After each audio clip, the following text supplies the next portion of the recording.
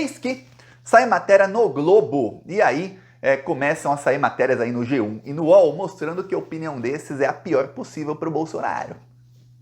O Globo praticamente dá a data da prisão, janeiro. Bolsonaro de janeiro não passa. Eu fiquei assim, pô, era dezembro, meu, agora é janeiro, fica nessa, né?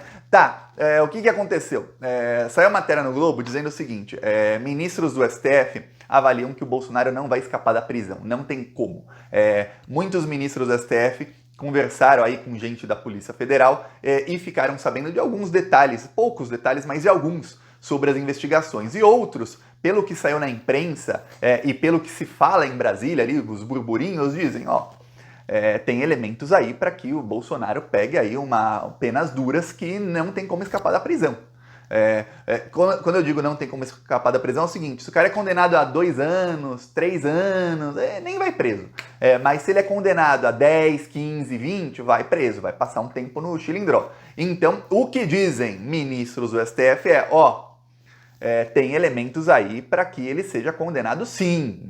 Esses ministros falam em off, obviamente eles não podem falar e adiantar um julgamento, sendo que não tem nem processo, mas de acordo com o que estão sabendo. Então a coisa está muito feia, muito, muito feia. Aí a Polícia Federal, o diretor-geral da Polícia Federal diz o seguinte, as investigações devem acabar, a investigação dos golpistas do dia 8 de janeiro devem acabar em janeiro. Atrasou a investigação por conta da delação do tenente-coronel Cid, que envolve ali casos de joias e algumas outras coisas que também não se sabe se ajudaram a financiar esses atos, e aí algumas diligências demoram muito mais do que esperado. Olha, o Cid fez delação, faz um tempão, e até agora algumas das provas aí que vêm dos Estados Unidos, algumas chegaram ao Brasil, outras ainda não, demorou 1 mês e meio para o FBI aprovar ali as diligências contra o Bolsonaro. Já começou a enviar porque algumas diligências já haviam sido feitas pelo próprio FBI, mas precisa de diligências novas. Então aí isso atrasa tudo. Outras partes da investigação vão avançando,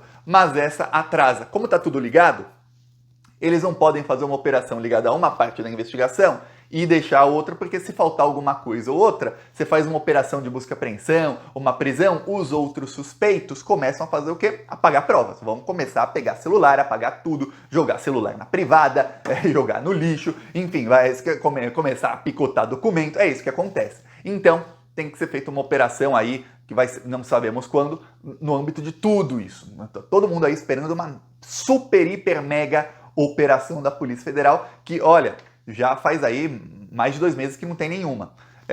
Aí, essa semana, essa matéria do Globo e outras matérias que saíram aí, que eu já vou citar daqui a pouco, saíram por quê? Porque foram uma resposta às entrevistas que deu o procurador, que agora já dá para falar que ele é lavajatista, ou seja, capacho do Sérgio Moro e potencial capacho do Bolsonaro, que é o procurador que está com o caso do dia 8 de janeiro na Procuradoria-Geral da República. Ele deu uma declaração para a Veja na sexta passada. Veja, você não sabe o nome do delegado do caso do Bolsonaro. Qual é o nome do delegado? Você sabe? Não, né? Porque nunca deu entrevista. Você sabe o nome dos outros aí, dos agentes? Você não sabe, nunca deram entrevista. Aí vem o procurador, a partir do momento que ele é designado pelo caso, ele foi designado pelo Augusto Aras, mas ele não estava recebendo nada sobre o caso. Quando chega a Eliseta, a Polícia Federal começa a dar para ele algumas informações. A partir do momento que ele recebe uma informação bomba, que é uma delação, a primeira coisa que faz o procurador Carlos Frederico Santos é dar uma entrevista na Veja falando: não tem nada nessa delação, não vi nada demais. A delação é fraca, não tem provas. Sendo que ele nem recebeu as provas, ele não teve acesso a nada. Aí, obviamente, pegou mal. Hoje, olha como é importante ter redes sociais. Se isso fosse uma declaração de 2010...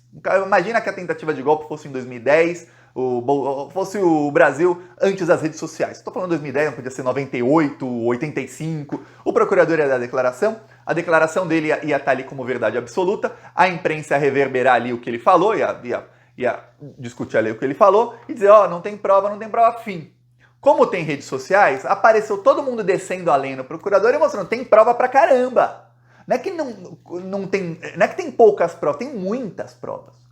Falar que não tem prova é de uma canalice sem tamanho. Pior, essa investigação está rolando desde o dia 9 de janeiro, foi aberta no dia 9 de janeiro, um dia depois. Até novembro, ninguém deu entrevista sobre isso, com detalhes. O único que fez foi o procurador. A partir do momento que deram para ele um negócio mais robusto, a primeira coisa que ele faz é dar uma entrevista num veículo antipetista, que é a Veja, para um jornalista bolsominion, falando, descendo a lenha na Polícia Federal e na delação. Aí ele deu outra entrevista no Globo. Li a entrevista dele. Na entrevista no Globo, recuou 10 passos. Pegou mal, né? Pegou mal. Ele quer manter um cargo alto quando o Lula indicar um novo Procurador-Geral da República. Eu espero que ele seja transferido para o pior cargo possível, viu? A esposa dele é vice-procuradora, ele é o subprocurador mais importante, tá ali, né? O casal estrelinha da PGR. Pois bem, veremos o que vai acontecer. Aí ele deu uma entrevista recuando 10 passos, dizendo que não, tem prova sim, mas tá faltando coisa aí, por isso pedimos novas diligências. Aí a Polícia Federal disse, ó, ele tá atrapalhando. As diligências que ele pediu atrapalham a investigação. Ele tá mais atrapalhando do que ajudando.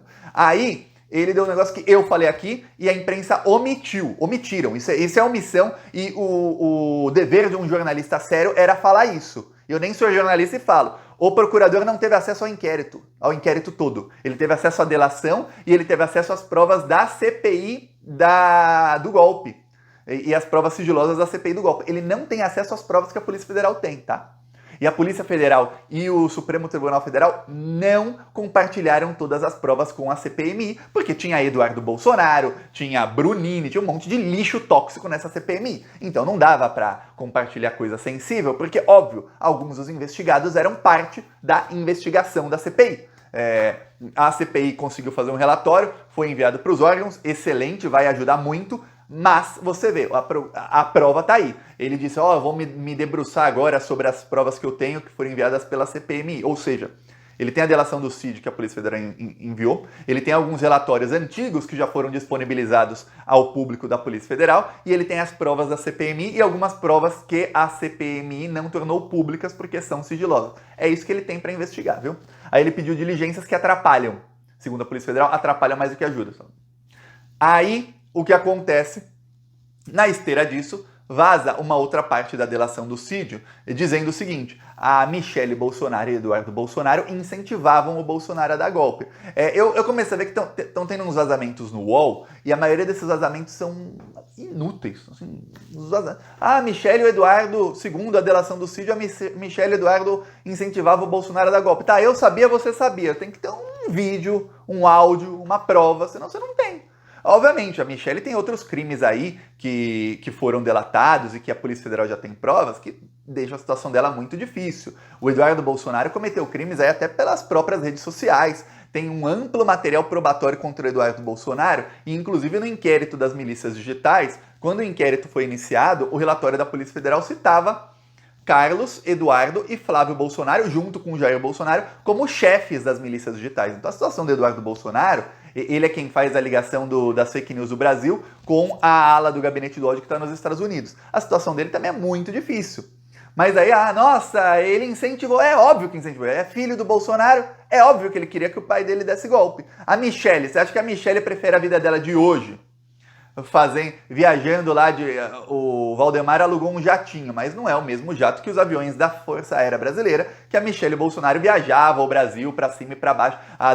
Aí das primeiras damas da história que mais viajou aí foi a Michele Bolsonaro, de longe, mas de longe, que ela viajava sem o Bolsonaro. A Janja vai com o Lula. A Michele ia sozinha, para lá, para cá, para lá, para cá, para lá, para aquele pátria voluntário, que gastou aí de viagem de avião, aquele pátria voluntária, gastou mais do que o programa arrecadou, né, para você ter ideia. Deve ter gasto mais. Tá aí, ó, né, se alguém quiser saber, esse era o foco, ó. Hoje a prisão do Bolsonaro, acreditam ministros do STF, não vai causar tumulto algum e, segundo a cúpula militar, nada. Pode prender, pode jogar o Bolsonaro na masmorra. Masmorra é bom. Que ninguém vai dar um pio, ninguém tá nem aí pra ele, é isso. Descarte total já foi feito. Eu peço aí a sua inscrição no canal, seguiremos aqui na luta. Falou!